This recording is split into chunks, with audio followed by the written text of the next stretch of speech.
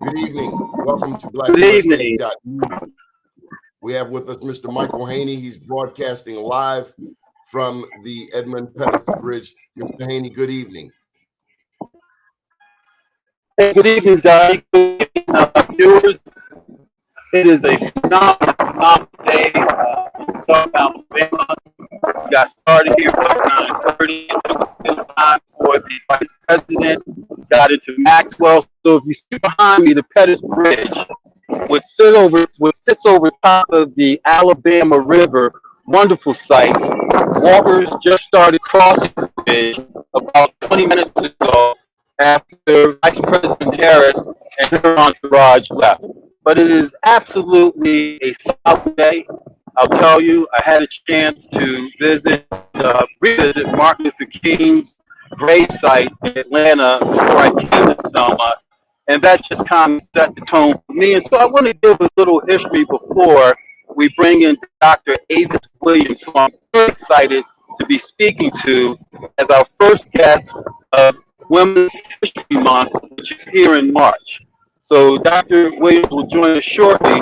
But I found out some things when I was at the Martin Luther King Library that I didn't know, and I'm not sure you knew, other than the fact that he made Selma by bringing tens of thousands of people into Selma this bloody Sunday march. Did you know that Dr. Martin Luther King was born Michael King, as well as his father? And when his father went to Europe and heard about Martin Luther, he was so profoundly impressed by the progressive Protestant reformer that he changed Mike's name to Martin Luther. So Michael was Martin King's given name at birth. He took the name officially when he was 18 years old. Did you know that there are over 1,000 streets in the U.S. named after Dr. Martin Luther King? Did you know that he was arrested and in jail over 30 times? Unbelievable. I did not know. I knew he'd been arrested, but not that many times. Additionally, Martin Luther King, there was an attempt on his life in Harlem, New York, by a woman who stabbed him in the chest, and he almost lost his life then. So Martin Luther King, truly a legacy in our country and really in this world, and also the youngest person to win the Nobel Peace Prize at that time. So we're going to bring Dr. Avis Williams, who is the superintendent of Selma, Alabama Public Schools, who has a remarkable story herself, and we're very curious as to what Selma means to her, a day like this, education in general. So can we bring Dr. Williams to the screen, Johnny?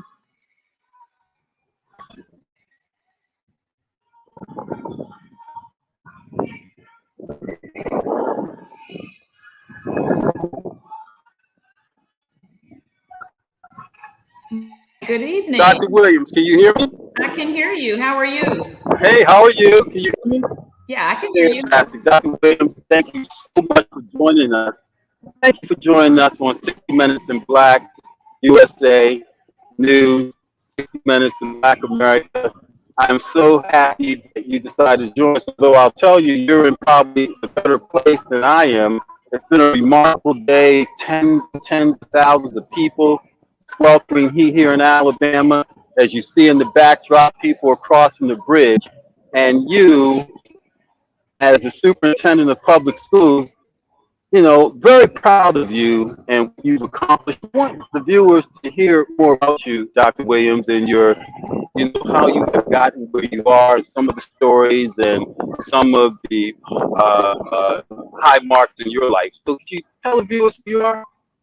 Yeah, absolutely. And thank you so much for the opportunity to share my story and to celebrate this great day in Selma. And just for the record, I live about a mile from the bridge. So I'm here with you all while that's happening, and super excited to be able to share. But Jubilee weekend is always exciting in Selma. So I come to you from Salisbury, North Carolina, born and raised in Salisbury, which is about 40 miles north of Charlotte. Grew up in poverty. And I was one of those kids who we were poor, but didn't know we were poor until I was much older and realized, that we were actually in poverty. Always knew I wanted to be a teacher. I was that kid who used to line my dolls up and play school. And of course, I was always the teacher and was a big reader, would dive into books. The only 2 times I ever got in trouble in school was when I got caught reading books. And I was always inspired by several of my English teachers. And one in particular was Mrs. Kessler. And she was the first Black English teacher that I had. And she taught me AP English and had a command of the English language. And she really inspired me to be the educator that I am today. But life was not always pleasant for me. At home, dealt with a father who was verbally abusive and, which led to a lot of challenges, in terms of being able to focus on school and focus on my future. Now, I was at the top of my class and no guidance counselor ever spoke to me about going to college. And so I followed my brother and sister's footsteps and joined the U.S. Army. Proud to be a veteran of the United States Army. But one of the things that resonates with me as an educator is just knowing that all of our children deserve to know the options that they have in terms of college and career, including the military.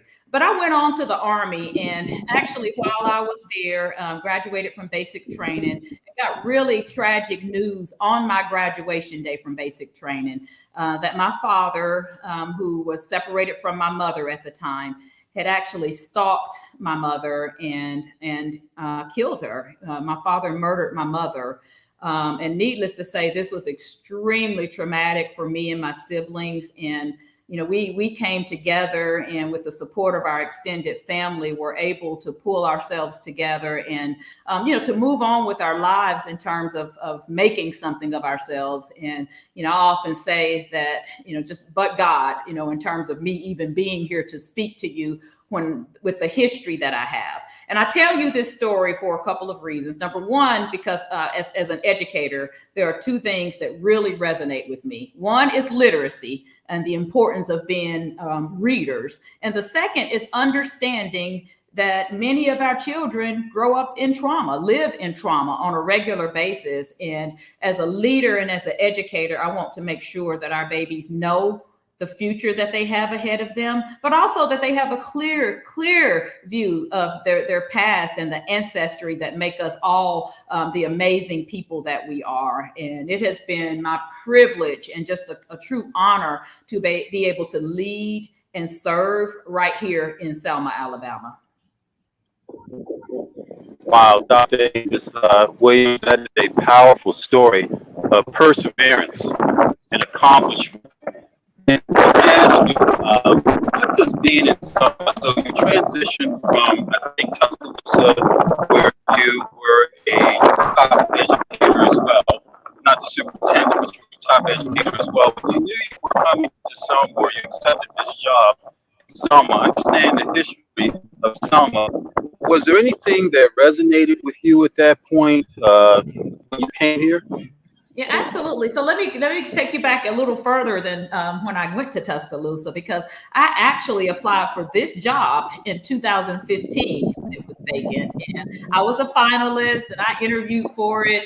And this happened just a few months after the 50th anniversary of the Bridge Crossing Jubilee, of the 50th anniversary of Bloody Sunday. And that was the year that the movie Selma came out, and Oprah and so many amazing celebrities, President Obama, were right there at the bridge where you are now. And I was there that year to celebrate Jubilee. And so there was a lot of excitement and activity in Selma. And I was excited about the possibility of being superintendent then, but it wasn't my time. And so I was in North Carolina. I knew I wanted to return back to Alabama to continue my work, and just had the amazing opportunity to be the assistant superintendent for curriculum and instruction in Tuscaloosa City Schools, right here in Tuscaloosa, Alabama. And the interesting thing about that school district is there's a huge wealth divide, a wealth gap. So we've got some extremely wealthy folks there, but then poverty, just like much of the state of Alabama has. And so I really had my job cut out for me in terms of grappling with how we close achievement gaps when you have such a huge wealth gap. And so we immediately dove into looking at culturally responsive teaching and making sure that our teachers had the skill sets that they need to understand cultural competency. And we even did poverty simulation so that our teachers would get a better understanding of what it really means to educate our young people when they have the challenges that happen with poverty. And led an amazing team there and did some good work, really started to impact the achievement gaps. And then, of course, this position came open in 2017. And before that, I'm here, so I guess the rest is history. But certainly, my time in Tuscaloosa prepared me to be successful here in Selma. Right. Well, let me just remind our viewers, speaking with Dr. Avis Williams, the Superintendent of Public Schools in Selma, Alabama. We're coming to you live from Selma, Alabama, the 57th year of Bloody Sunday. I got to tell you, since I've been here, amazing things have happened. I got a chance to speak with Martin Luther King's son, Jesse Jackson, and I had a conversation. Jesse Jackson's, and his spirits were up. It was just so good to see him. Reverend Todd Yeary was taking over the Rainbow Coalition, was with him. And we know that the Vice President, who I did a chance to speak to, and I was hoping would come on this show, Dr. Williams, but, I think that she's with NBC and CBS or whatever, but she didn't. But I want to let you know if there are any issues, we want to make sure that you see the amazing walk. Tens of thousands of people are here in Selma for this remembrance. And crossing this bridge, if you don't get something in your gut that makes you feel and look like and look at what people sacrificed for us today, then you'll never get that feel. So as I went across that bridge, as I circulated in Selma, as I talked to people from Selma, to understand what Selma meant to them and to this country, Selma is a spot not only in this country, but around the world, change and equality, particularly. So, Dr. Williams, my next question for you, in 2017, you came to Alabama, but you were familiar with Alabama, understand its history. What was it like from an educational perspective as it relates to equality in the education system? Did you feel as though you got the support? It seems as though you've done a lot of remarkable things, but what kind of support did you enjoy? Yeah, so when I arrived in Selma in 2017, it was a difficult time for our community because the school district had been taken over by the state. We were under state intervention. And one of the things that I really was excited about was working closely with our Board of Education to understand why the intervention was in place, but also to get us out of intervention, because that was a dark cloud for our school district that certainly impacted our ability to attract and retain the best and brightest teachers, which is important for us to make progress. And, so I worked closely with my Board of Education. We formed a transition team, and together we were able to produce an amazing strategic plan called the Framework for Excellence. And we also created new core values. And at the time, those core values were students first, teamwork, excellence, joy, and integrity. And we've since added equity as one of our core values. And I believe as a champion for equity, the first thing that a leader has to do is to define what it means for your community, because equity, it doesn't look the same from one community to the next. And for us in Selma, equity meant removing barriers and providing access to all of my scholars to the best high level academic rigor and experiences that would give them opportunities to make sure that they're successful beyond high school. And I think about my own upbringing, and I mentioned before the fact that I did not have a counselor or someone talk to me about going to college and talk to me about my other options. I want to make sure that our scholars have opportunities so that that never happens to any of them, that they understand that they have the opportunity to go to college if that's what they want. And if they want to go straight into the workforce, well, guess what? We want to make sure that we prepare them for that as well. And so we've been extremely successful in terms of establishing those opportunities through amazing partnerships. And those partnerships are with business partners within the community, as well as our elected officials, have a great relationship with the mayor's office, as well as the county commissioners and the probate judge, have great relationships with businesses and local civic groups within the community. And we have an Adopt a Schools program that was started under my leadership, where every one of our schools have at least 4 to 5 business partners on which they can call in the event that they need something for our scholars. And we've just worked intentionally, keeping students first and making sure that we stay true to our core values, and specifically in this case, equity, making sure that we're again removing those barriers and providing access to all of our scholars so that they can indeed make their choices and be successful beyond high school.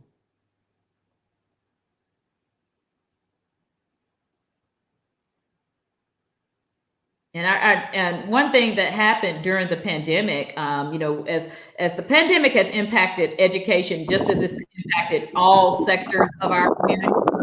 During the pandemic, we realized that our needs were even greater. And so we relaunched our strategic plan and added an additional focus, a deeper focus on safety and wellness. And one of the things I'm really excited about is being able to make sure we're providing trauma-informed practices, as well as mental health supports for our scholars, as well as for our families and our teachers. How about community education, Dr. Williams? We want to talk a little bit later, broader, about education in urban environments, but community education systems, because do you find that your students, parents or grandparents or siblings struggle with education as well? Is your education system able to incorporate families into your education dynamics, or is there that need? And how's the support at home for your students and Selma? Yes, I'm a firm believer that schools are a microcosm of the community. And in high poverty communities, there are so many challenges that our families face. And beyond just the economic piece, even safe housing and health outcomes. And the pandemic really brought a lot of that to light for us. And I believe that as a school system and as a leader, that we're supporting, our job is to make sure that we're supporting our families where they are. And I'm excited that we are launching what's called Born Ready University. And this is a support for families, and it's for expecting parents as well as those with babies ages 0 to 3. And I think most people know that we have a strong pre-K system, which is all about getting our youngest scholars school ready before they enter kindergarten.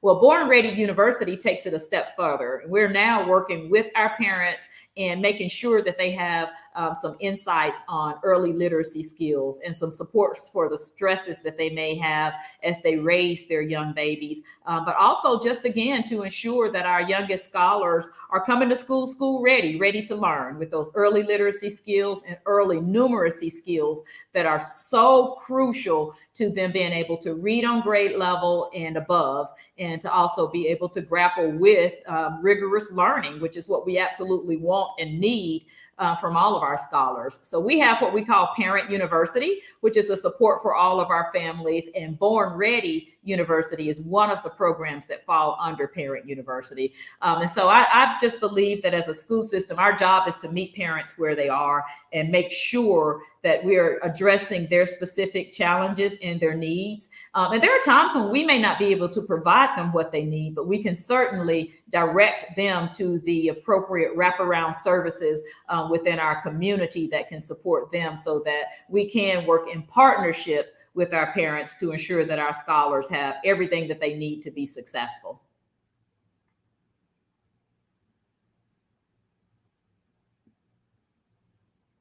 And you're muted. Jurisdictions, you're from a major town. I think Donnie just so you're from a major town or a town near Salisbury, North Carolina. You're world traveled, and I'm sure you're aware of the urban education issues we have in public schools. Poor reading, poor test scores, particularly with children from the African American community. What do you think is the problem with urban education in cities like Chicago, Baltimore, Detroit, Birmingham, and others, where we see such poor graduation rate, poor rates, reading levels that do not get above sixth grade? What do you see as the issue in our urban centers in education? Well, I would actually argue that it's not just urban, although we see it more. I think it gets more attention in the urban districts because they're so much larger than districts like Selma. But I would say the one thing that these school districts have in common is a shortage of teachers, a shortage of high quality teachers. And I applaud all the teachers out there who get up every morning and who pour themselves into our scholars. But right now, there's a national teacher shortage. And you'll. I heard that there's like 500,000 teachers in the U.S. We're short 500,000, 500,000 teachers. We are short in the U.S. You think that that's Yeah. a major issue with education? Absolutely, it's a major issue, and another part of that issue is attracting and retaining teachers of color. You know, there's a body of research that clearly states that children of color need to see teachers that look like them. Research supports that teachers who are of the same ethnicity, and I'll just say Black teachers generally hold Black students at higher levels of expectation, and we do see a number of other indicators that show that Black students do perform better and ultimately are more successful through school if they have at least one Black teacher during their career. And there's research that clearly supports this. And right now, about 80% of our nation's teachers are not Black. And meanwhile, the majority of our students within public schools are non-white. So I do think it's important. So we used to have yeah. Go ahead, Dr. Williams. Finish. I'm sorry. I was going to say, Yeah. as we look at the teacher shortage, we need to be really intentional about how we're attracting, recruiting, and retaining teachers of color as well as all teachers. And at the end of the day, our babies need effective teachers. That is the most important indicator for student success, is having an effective teacher in every classroom. So many of our HBCUs used to be teacher colleges where we would have HBCUs. I know Coppin State and Maryland and others had programs where you could get a degree as an educator in an HBCUs. Is that still the case where we have many HBCUs that have early childhood degrees, etc.? And what do you see as the major issue in not attracting Black educators? What's the issue? Well, it's an issue about attracting teachers, period. That's my point. We have a national teacher shortage. And so, certainly if we can't attract people to the field of education at all, it's going to affect our Black and brown potential educators. And I think it's a job that we as educators have to take on as an issue of our own, because, you'll find that most students who want to be a teacher is because of a teacher. And me, for example, Mrs. Kessler was my motivation by a long shot. I wanted to be just like her when I grew up, right? And so, we as educators have to continue to make sure we glorify the field and make it attractive so that we can convince young people that this is a viable option as a career. So regardless of how many teachers, is it the money? Is it the money? Is it the money? Is it the behavior of children in classes where we can't get people that want to teach? Because in urban centers, and it seems to me in urban centers where you have a high ratio of Black students, we have always had issue with getting teachers, particularly teachers of color. So is it the money? Is it the behavior of students? Is it the lack of parent support? Because I can appreciate other communities, but speaking of urban centers and city, why don't our Black folks want to educate our children. Yeah, and I'm going to go back to the same thing I just said, Mike. Nobody wants to Mhm, educate our mhm. children, I hear and I you. don't mean that literally. Nobody. Let's talk about the behavior. Let's talk about the behavior issues. Let's talk about the Yeah, behavior. I know a yes, principal, for instance, that has been punched in the face twice by a yeah. parent of a student. You know, and Wow. there's huge behavior issues Yeah, because yeah. the lack of parenting at home. We want to blame the system, but Hmm. we bring kids into the classroom where teachers are exhausted. From what I hear, I stay involved in the education system. They're exhausted at having to be 24-hour teacher parents because of the lack of participation in the home. You don't see that in some or other places that you've been, that there's huge behavior issues with our young people. Well, that's not a new problem, I guess is what I'm saying. We have seen that as a potential problem for years in terms of engagement. And yeah, I do think that for a lot of teachers who leave the field, that might be a reason that they leave. Certainly if someone has that type of a situation to occur to them as a teacher or as an administrator, I can't blame them for thinking of doing something different and leaving the education field. Is that the reason we can't attract and retain teachers? I don't know if that's the reason. You have to look at the vast body of research out there. Money is something that some people cite. And I do know most states are doing a better job than they were doing a decade ago of paying teachers, but that doesn't mean we're paying teachers what they deserve. I absolutely think teachers should make more money. And so the answer to your question is just really multi-layered. And like I said, at the end of the day, it's not just something that's a problem in urban school districts, because in Selma, we have a major challenge of attracting and retaining teachers, just like they do in a Chicago or in a Detroit. And our issues may be a little bit different in terms of the why. But at the end of the day, if we're not able to attract and retain high quality teachers so that we have an effective teacher in every classroom, then it's certainly going to make it more challenging for us to impact achievement gaps. I do think a lot more work does need to be done in looking at root causes. I think districts and states need to do a thorough job of looking at people who leave the field and getting a better understanding as to why they left, but not leaving it that, once we have that information as to why, that we go and we try to do something about it, and that we actually try to mitigate some of the challenges that make it such that a career teacher wants to leave. Because I hear everything from lack of administrative support to the behavior that you spoke of, as well as the pay. And at the end of the day, I think as educators, the onus is on us to grapple with all of that, and to really look at solutions that fit our specific community, because the solutions may vary from one community to the next, but it's certainly something that we all need to be addressing.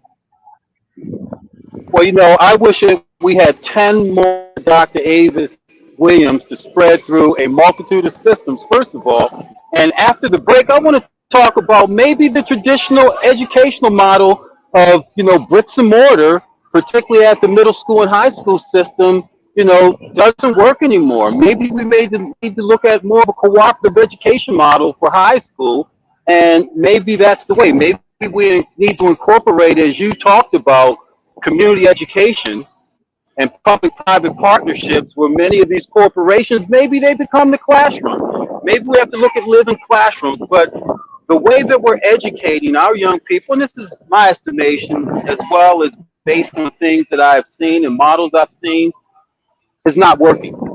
And I think behavior is an issue because children are not interested in education the way that it seems to be presented. And some of your novel approaches that you're taking on now in a system that may be a bit smaller than some of our other systems, maybe we need to listen to people like you and some of the innovative things that you're doing.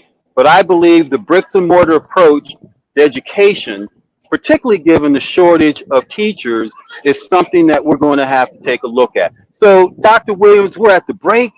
And when we come back, we're going to talk about, critical race theory and what your thoughts are about that. as well as some innovative approaches that we're seeing around the country in education. But I'd like to bring our founder and CEO, Donnie Glover, in to talk about the Black USA News Network and its growth.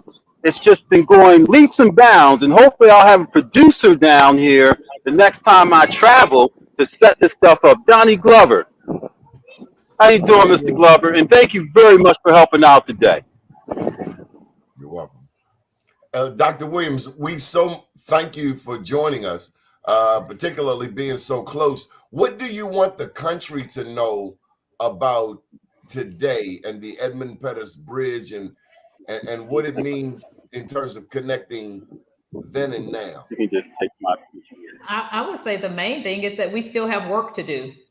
We still have work to do. Let's absolutely commemorate Bloody Sunday and, thank our foot soldiers that made today possible, but keeping in mind that we still have work to do. Doc, I also have a question in terms of education. So often I hear people say that our young people, not all young people, are ready for college. Not all young people are meant to go to college. But yet when I see some of our other behavior, I see us teaching a 3-year-old a TikTok dance. I see young men riding dirt bikes with one hand through traffic. And I am to believe that these same brilliant minds can't go to college. Your thoughts, Dr. Williams? Yeah, let me be real clear because Mike mentioned student behavior. Our students model what they see. If we want better students, be better examples, be better humans. Because our students model what they see from us. They're not just arbitrarily behaving the way they behave that we may deem inappropriate. So better children need to be better examples, better humans. That's number one. The other thing that I would say, I'm a firm believer that college is for everybody. I hear educators say, well, college is not for everybody. And that's a statement that irritates me. College is absolutely for everyone. Our job as educators is to ensure that every scholar is college and career ready, because every scholar needs a career and college is just one way to get there. And what we need to make sure is that they have options in terms of how they get to their career. And it might not be college, and that's okay. I joined the Army out of high school, and I think I turned out okay. I went through community college while working full time as a business owner, and I think I turned out okay. And so we don't have to push that every child goes to college, but we absolutely need to push that every child should be able to make that decision for themselves, and they need to be equipped to make that decision for themselves, because every child needs to have a career where they can improve the outcomes for themselves and for their families. And if college is what gets them there, then so be it. But if it means that we're preparing them to be a welder and make twice as much money as a teacher, then there's nothing wrong with that either. Because there are a lot of careers out there where our scholars can get credentials and to get licenses and to get certified in various things and go on to have thriving careers and go on to be successful by anyone's account. Just one more question for you, Doc, and then I'll answer Mr. Haney's question. And we're in a day and time, and thank you so much, Mr. Haney, for trekking all the way to Selma for this historic occasion. And that brings me right to you, Dr. Williams, in terms of this new thing. It's really foreign to me, about as foreign as people telling me our young people, not all young people can go to college. But it's this thing about critical race theory. Where are you with all of this? Well, frustrated because I see it as a distraction of the real work that needs to be done. No K-12 institution is teaching critical race theory. That's not even a thing in terms of K-12 curriculum. And the frustration that I have is that the so-called opponents of critical race theory capture things like equity and like culturally responsive teaching and even social and emotional learning. They try to couch all of that under a large umbrella that they inappropriately label critical race theory. And that's a distraction for the work that needs to be done. And especially as we move through this pandemic and we look at the mental health impact that this pandemic has had on our families. We already had mental health issues that were going unaddressed. But it's exasperated because of this pandemic, and this is for all communities.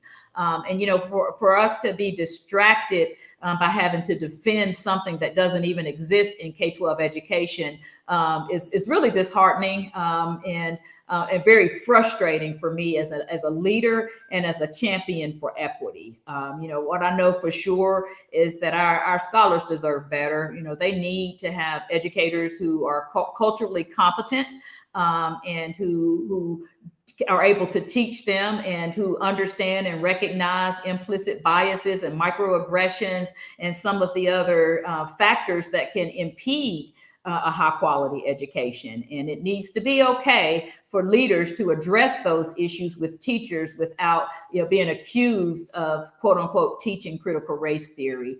Earlier this year, our state superintendent had to defend our celebration of Black History Month because some of these, again, so-called opponents of critical race theory were concerned that teaching Black History Month or celebrating Black History Month was somehow critical race theory. And so it's frustrating, and it's such a distraction from the real work that needs to be done. And at the end of the day, our children are the ones that will suffer because of it.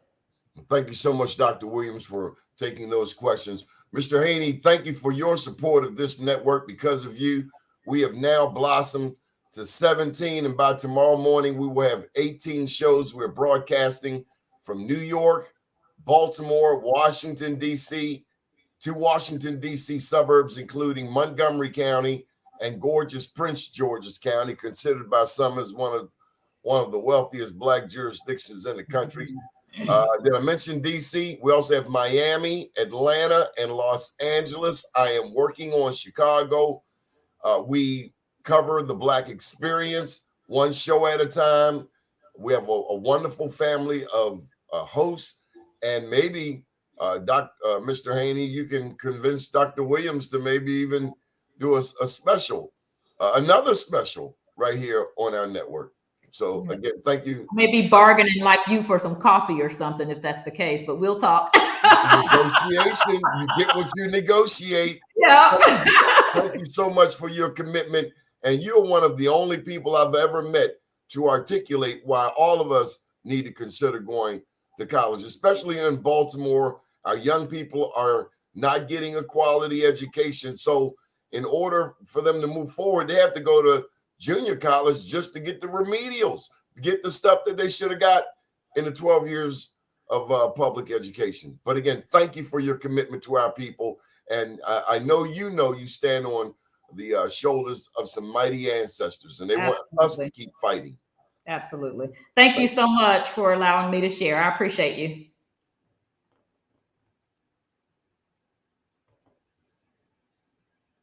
I think they unmuted my mic now. Just want to make sure you didn't leave. So Dr. Williams, the importance of education in your life, you hold a doctorate in education specialist degree from the University of Alabama, a master's from Alabama A&M University, and a bachelor's from Athens State College. So obviously, education was important to you, regardless of how you had to go through life, because you mentioned challenges in your life, but it didn't stop you from getting your education. And another fact about Martin Luther King, as we talked about at the top of the hour, he skipped the 9th and the 12th grade, and he went to college at the age of 15. He went to the college at the age of 15. Remarkable. So college does have a relative place, I believe. And it sounds like, and I know he went to, so Donnie's going Morehouse College because that's Donnie's alma mater. So he had to get in there, Dr. Williams, and let us know that Martin Luther King went to Morehouse College. But to your point, Dr. Williams, as Donnie said, no one has articulated the importance of college. And so I want to switch gears for a second and talk about HBCUs. talk about how HBCUs can be relevant, because you have at least one in your educational background, right? What's the That's right. importance of HBCUs?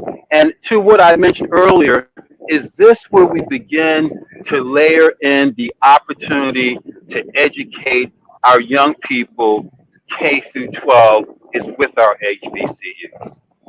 Yeah. So when I think about HBCUs, two words come to mind: Black excellence. And I think that it's just such an opportunity for our young people to see Black excellence in action, and regardless of what they choose to major in when they attend an HBCU.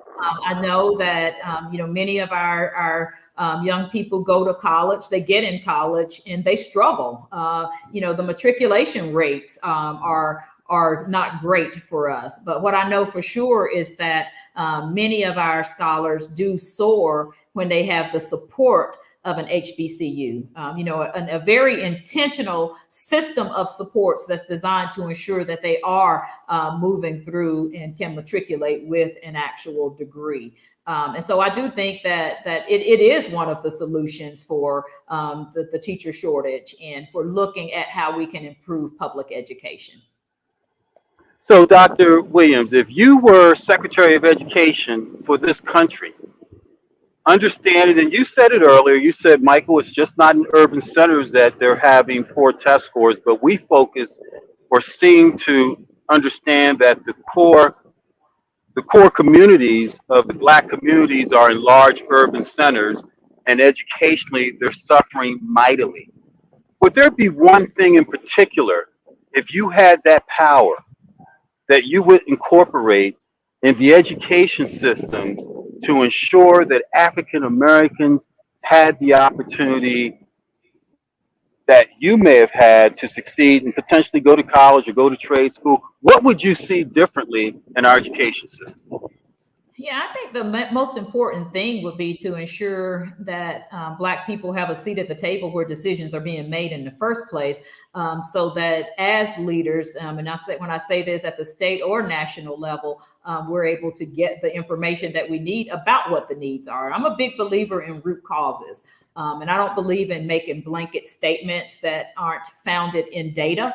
And so we would need to ensure that we do a true root cause analysis in terms of what the challenges are that HBCUs are facing, whether they're financial or related to enrollment, which are in a sense one and the same, because you have a large decrease in enrollment, and it's certainly going to impact you financially. And so I would absolutely believe that a task force would be necessary to dig deeper and to get to the root cause, because as you consider whatever type of strategic planning and supports that might be necessary, you want to do that using an informed model. And again, having actual root causes as to what the challenges are, and then being very intentional at aiming the dollars and the resources to impact those specific problems.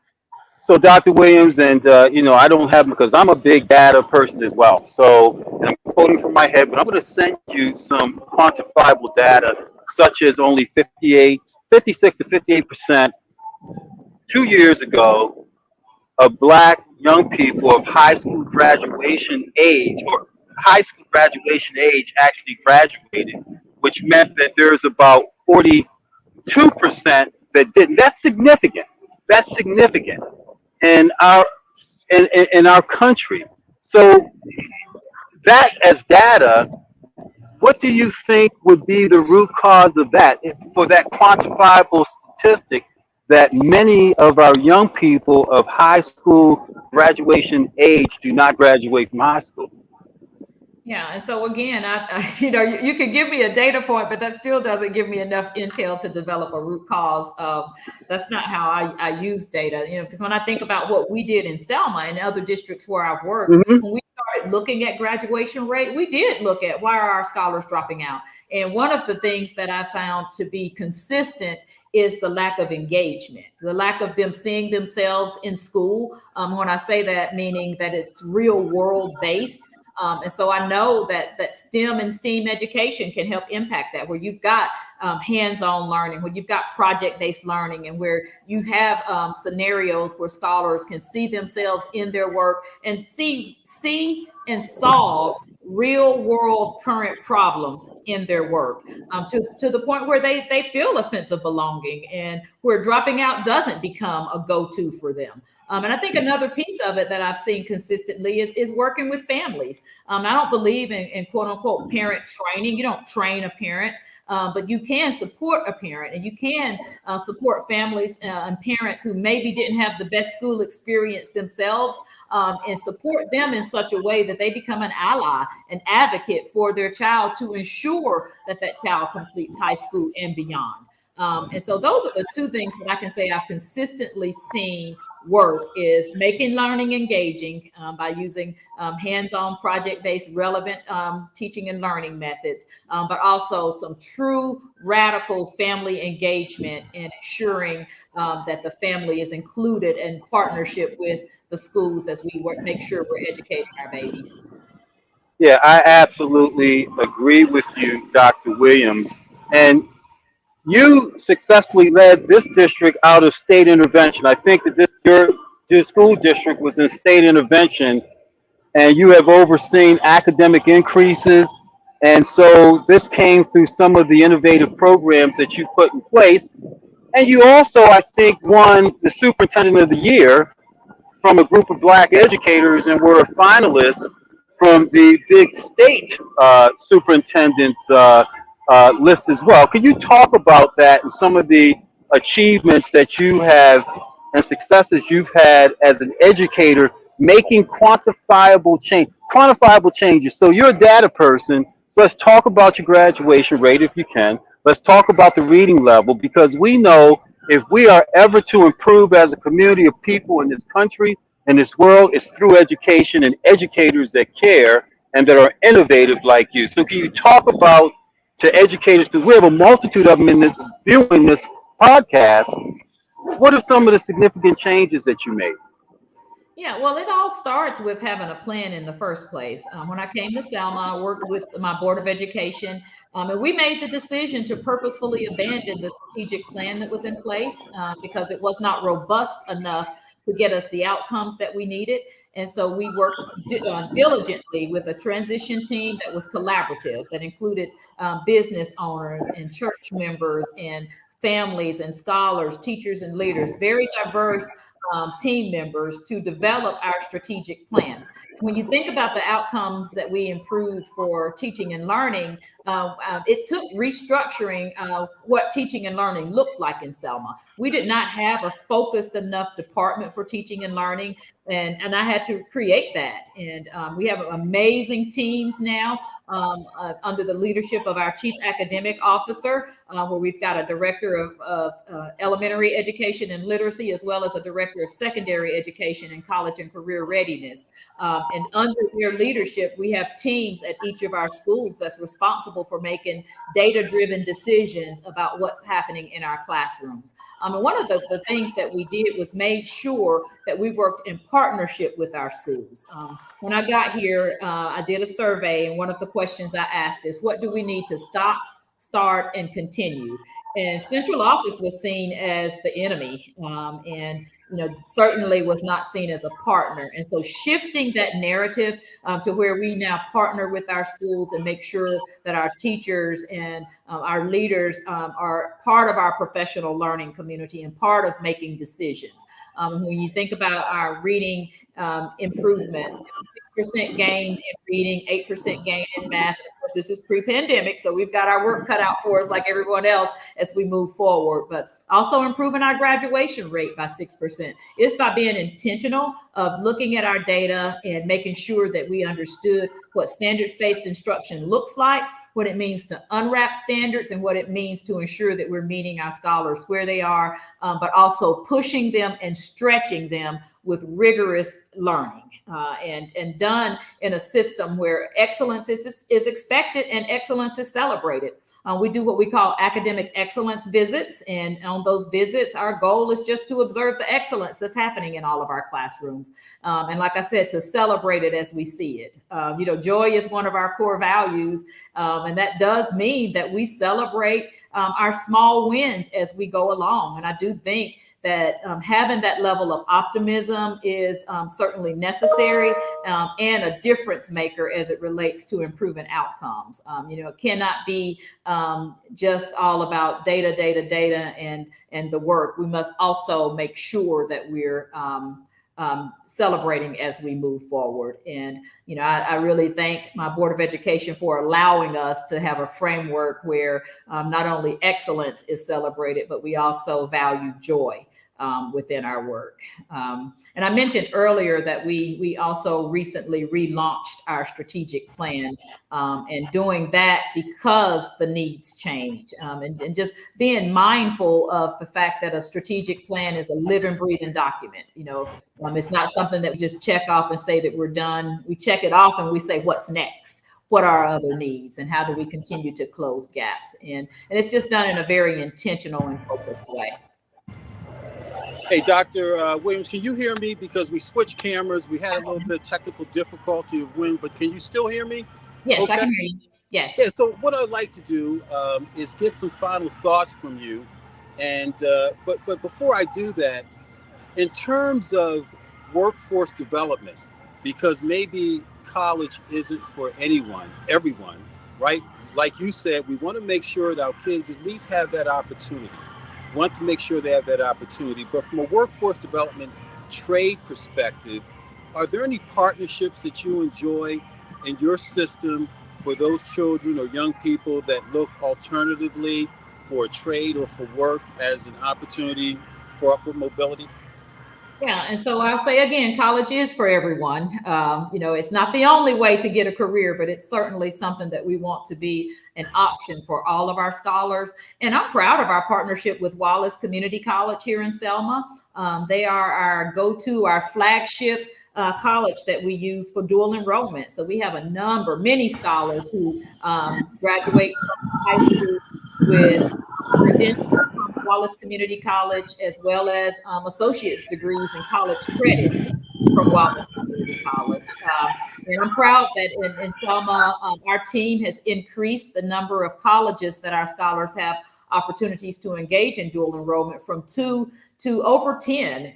So we've got a number of partnerships, but Wallace Community College is our flagship partner, and our scholars go there for a number of career and technical education opportunities, as well as to take college credit and get that college experience.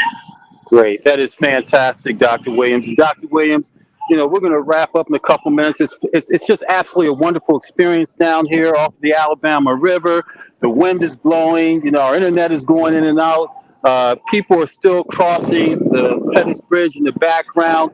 And how important is it for your young people and your school system to understand the significance of the event that took place 57 years ago?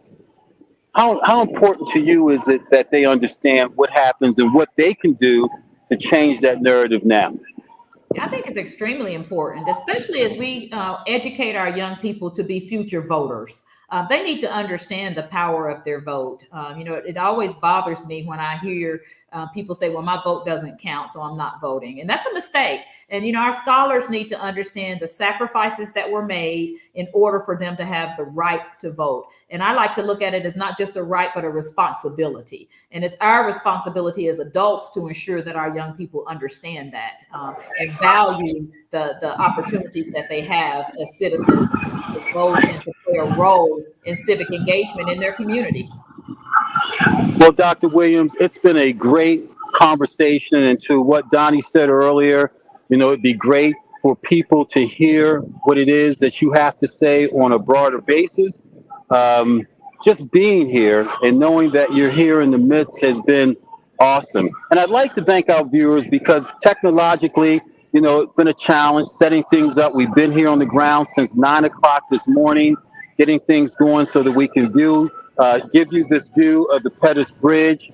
And so it has not been easy. And I'd also like to thank Donnie Glover for being part of the stream and ensuring that our technology back there in Baltimore as well. But I also want to talk about a couple of exciting things coming up this month in 60 Minutes in Black America. Next week, we have a young man whose story goes from jail to Yale. and he is doing some awesome, phenomenal things, having spent a number of years in the penitentiary. And now he is a renowned artist.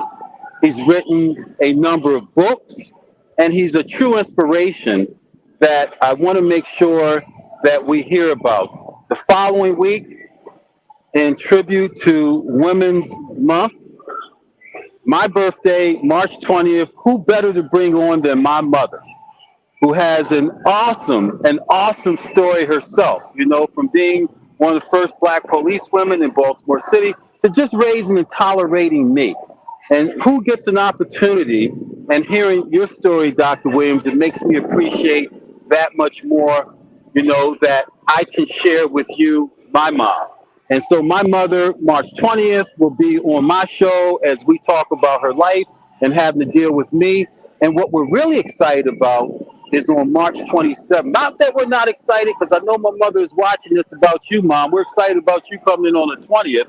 But on the 27th of March, we have the presiding bishop, Michael Curry, who performed the wedding for Meghan and Harry at Buckingham Palace and referenced Dr. Martin Luther King. He's going to be on 60 Minutes in Black America talking about spirituality and where we are as a nation relative to that now. And he's also going to be talking to us about how to pray, you know, what prayer means and the strength of prayer in our life. So we're really looking forward to some exciting conversations upcoming, but this one with Dr. Williams today has been awesome.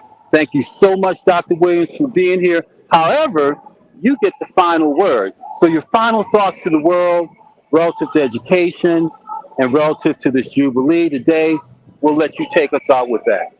Absolutely. Well, first of all, thank you for the opportunity. And on behalf of our Board of Education and the entire Selma community, I thank you for being here and sharing in our Jubilee celebration. And I reiterate the fact that our children are watching, and we need to be better humans if we want to see better young people. That is our responsibility, and I'm committed to doing so. Our theme for Team Selma is one team, one voice, committed to excellence. And I'm grateful to share this with you because you're now a part of that team. So thank you very much.